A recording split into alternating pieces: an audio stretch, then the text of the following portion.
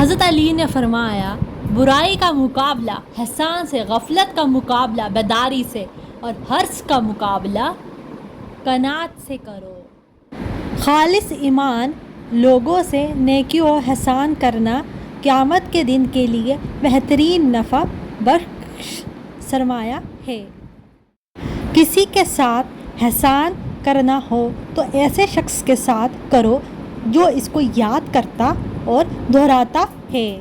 بے شک احسان کرنا انسان کو غلام بنا لینا اور منت رکھنا انسان کو خراب کر دینا ہے۔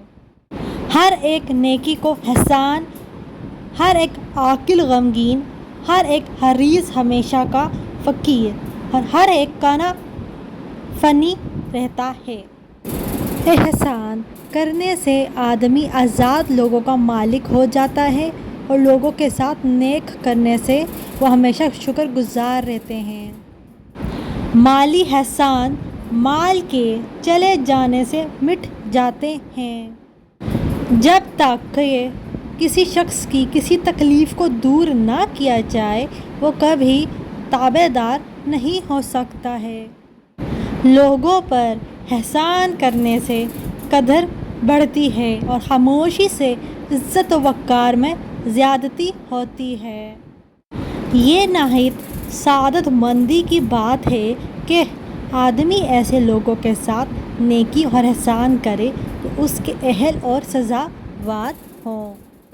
لوگوں کے ساتھ نیکی کرنے میں جلدی اور ان کے ساتھ احسان کرنے میں زیادتی کی کوشش کر، کیونکہ یہ نہایت دیرپا ذخیرہ ہے اور اس سے آدمی ہمیشہ نیک نام رہتا ہے۔ جب کوئی شخص تجھ سے احسان کرے تو اسے ہمیشہ یاد رکھ، اور جب تو کسی کے ساتھ احسان کرے تو اسے بھول جا۔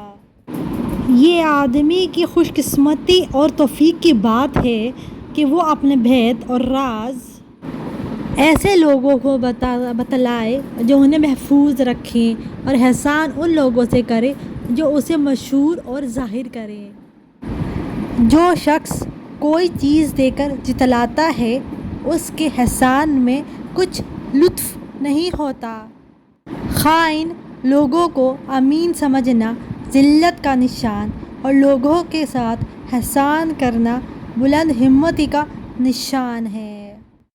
لوگوں کے ساتھ نیکی اور احسان کرنا اقبال مندی کی علامت ہے اور کمینیوں کا ساتھی بننا اعتبار اور بدبختی کا نشان ہے۔ احسان ایک قسم کا طوق ہے جو شکر یا بدلہ دینے سے کھل سکتا ہے۔